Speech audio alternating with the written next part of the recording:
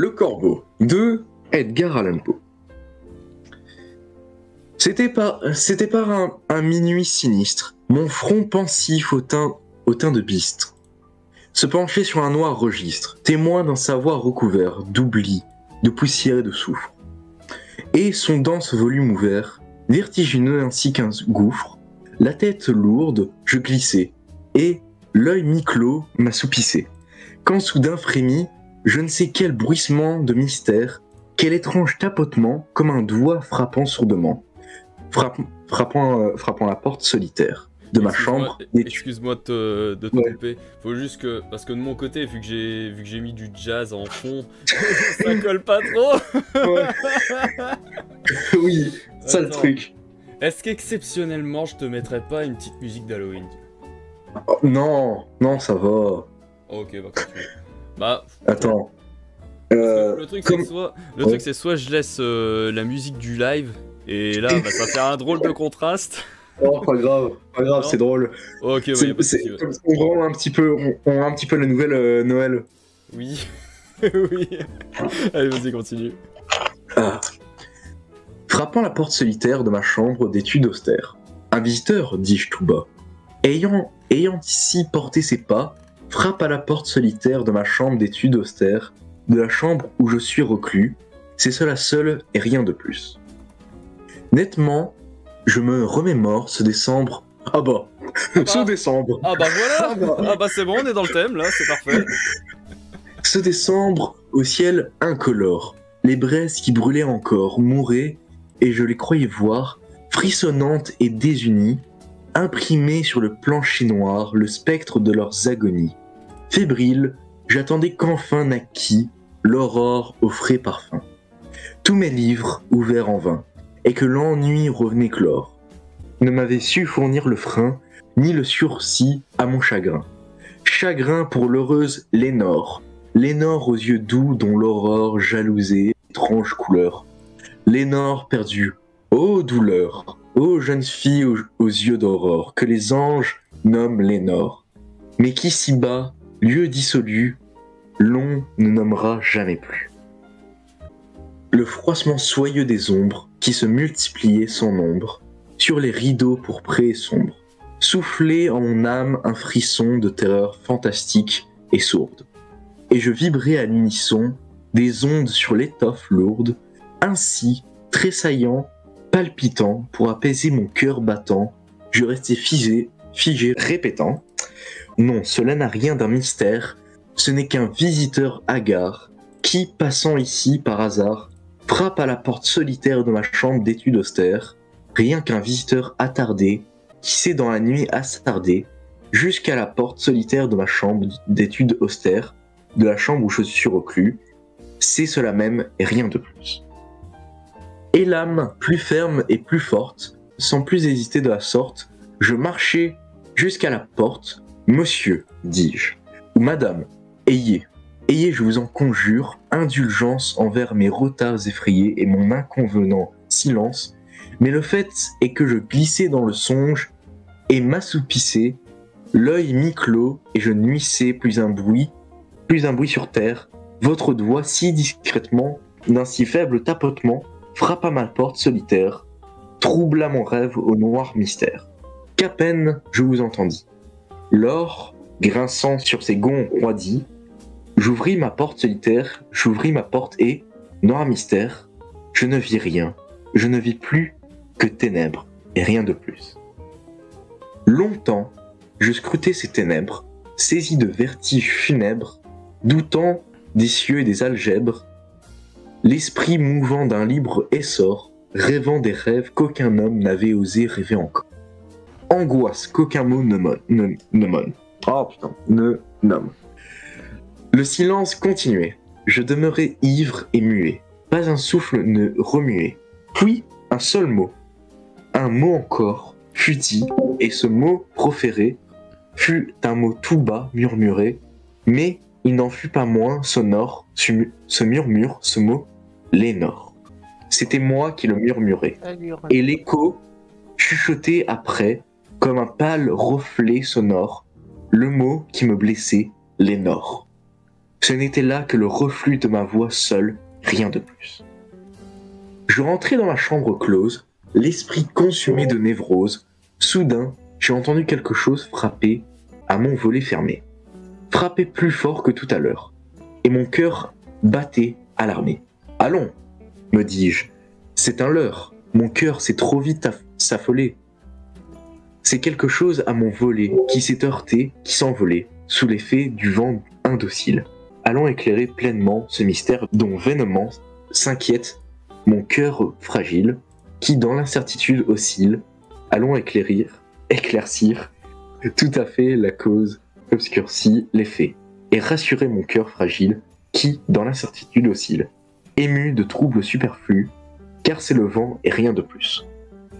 J'ouvris les volets d'un coup brusque, et tel un fauve qu'on débusque, resté dans l'obscurité jusque, alors un fabuleux corbeau, digne des siècles de légende, entra, majestueux et beau, ailes ouvertes, toutes grandes, il se posa calme, hardi, et le port superbe et raidi, tel qu'un lord ou qu'une lady, cet oiseau drapé de mystère, perché comme sur un gibet, impassiblement surplombé, la porte close et solitaire de ma chambre d'études austère.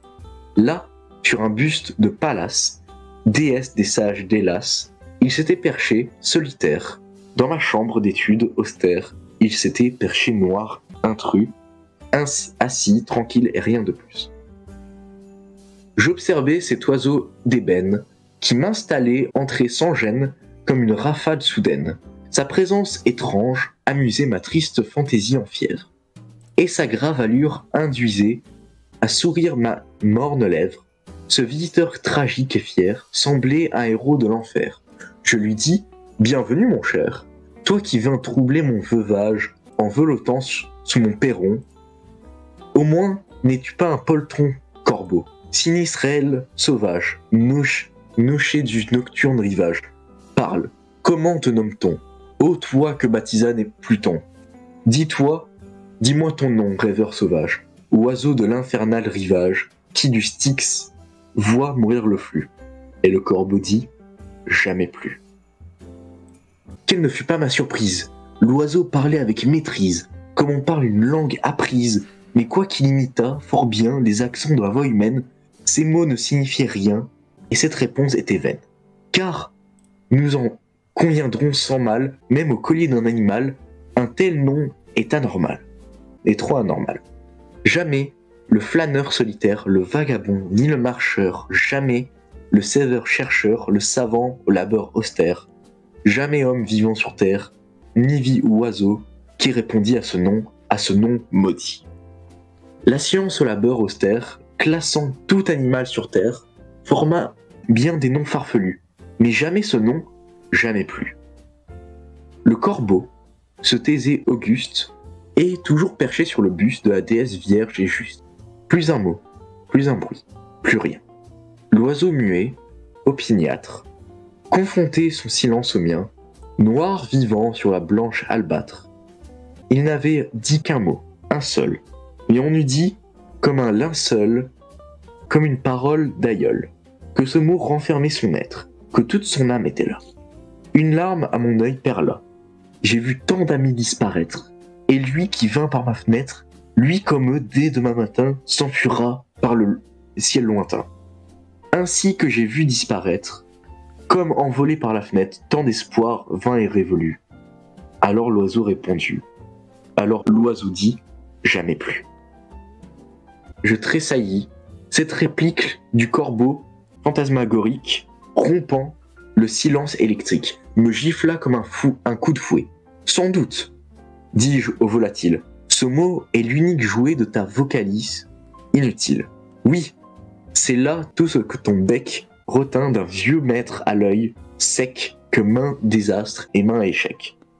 Et les cortèges d'infortune ont suivi longtemps, si longtemps qu'enfin tous les mots aignotants dans sa voix ne formaient plus qu'une syllabe, un seul cri de rancune, qu'enfin tous les deux profondissent, que son espoir chanté jadis s'amenuisait à n'être qu'une rengaine d'absurde rancune, qu'enfin son cœur n'entonnait plus qu'un refrain, jamais, jamais plus.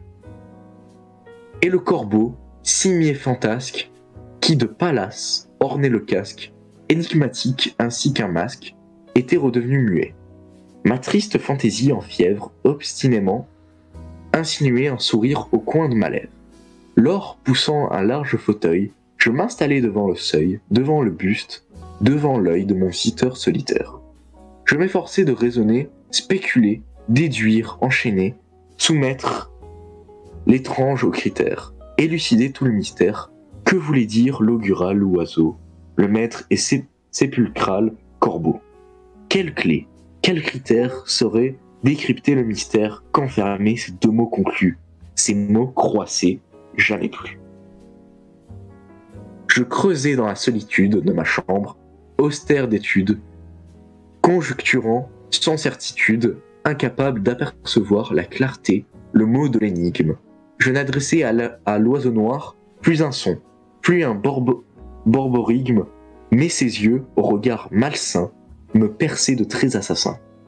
Je m'enfonçais dans les coussins, et ma tête au front déjà chauve, plongeait avec ses pensées, lourd dans un océan de velours qu'une basse lampe d'alcôve faisait reluire en vagues mauves. Je songeais toujours, l'œil ardent, au creux du fauteuil, regardant sous la douce lampe d'alcôve, reluire ainsi le velours mauve que ces longs cheveux disparus ne frôleront jamais plus.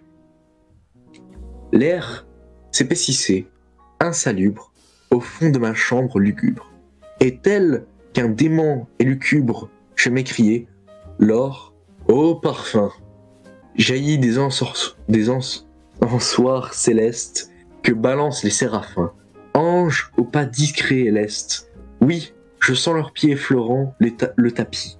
Ils passent, fleurant le népenthes, tiède écœurant, si doux, pourtant presque inodore, remède au douloureux dépit. Dieu m'envoie enfin le répit, vienne le temps, naisse l'aurore, où je l'oublierai, Malénor. Perdu au royaume d'Hadès, bois mon cœur, bois ce népenthes, oublie, ô Malénor, qu'enfin tes yeux d'aurore, de mes souvenirs soient exclus. Et le corbeau dit, jamais plus. Prophète, dis-je, ô créature de l'enfer ou de la nature, mais prophète, oui, je t'en conjure, quel que soit le souffle porteur, qui jusqu'ici poussa ton aile envoyée par le tentateur, guidé par la main éternelle ou par la tempête, apporté en ce lieu morne et déserté, ce cachot par l'horreur hantée, qui que tu sois, sinistre augure, je t'en conjure en vérité, dis-moi de ton bec irrité, ô toi qui fouilles ma blessure, dis-moi corbeau, je t'en conjure, s'il existe en ces lieux maudits un baume de Judée, ô dis s'il est un baume à ma blessure, corbeau, dis-moi, je t'en conjure, si les gouffres sont absolus, dis. Le corbeau dit, jamais plus. Prophète, dis-je, ô créature de l'enfer ou de la nature, mais prophète, oui, je t'en conjure, par le ciel au-dessus de nous, je t'en conjure et je t'implore. Corbeau, je t'implore à genoux, par le Dieu vivant que j'adore. Si tu adores, dis-moi, dis à mon âme, à mon cœur maudit, dis-moi s'il est un paradis où je pourrais l'éteindre encore. Celle-là, perdue à jamais, celle-là seule que j'aimais, la sainte, la pure, Lénore. Dis-moi si les cieux, si l'aurore, les jours, les nuits me répondront. Ah, dis-moi s'ils me la rendront, la jeune fille aux yeux d'aurore, que les anges nomment Lénore. En quel Éden, en quel salut, dis. Le corbeau dit, jamais plus. Je hurlai de rage. Que cette parole inhumaine soit ta dernière oiseau de haine, retourne aux nuits qu'aucun fanal, qu'aucun astre jamais n'allume, retourne au rivage infernal et ne laisse pas une plume, pas un seul signe qu'en ces lieux tu passas, messager des dieux, porteur du mensonge odieux. Pars donc si tu ne sais te taire, car tu mens, et tes mots affreux dévorant mon esprit fiévreux, laisse-moi songer solitaire dans ma chambre d'études austère. Ô corbeau cruel, disséqueur, retire ton bec de mon cœur, fouille de ma chambre solitaire, laisse-moi dans l'étude austère. Laisse-moi seul, seul et reclus. Pars. Le corbeau dit, jamais plus. Et le corbeau, depuis cette heure, demeure assis, toujours demeure, assis en ma morne demeure, perché, noir, au-dessus du seuil, sur le buste empreint de sagesse. Il veille, lugubre, et son œil, surplombant l'œil de la déesse, semble être celui d'un démon qui rêve. J'entends son poumon souffler un ténébreux sermon. Nevermore. Ô vision sombre. La lampe au-dessus du corbeau, sur le sol froid comme un tombeau, projette un large cercle d'ombre que maint livre d'étude encombre. C'est à mes pieds, comme un ravin que je sonde en vain, et qu'en vain ma science impuissante encombre. Las, prisonnier du cercle d'ombre, mon esprit gisant et perclus ne s'élèvera jamais plus.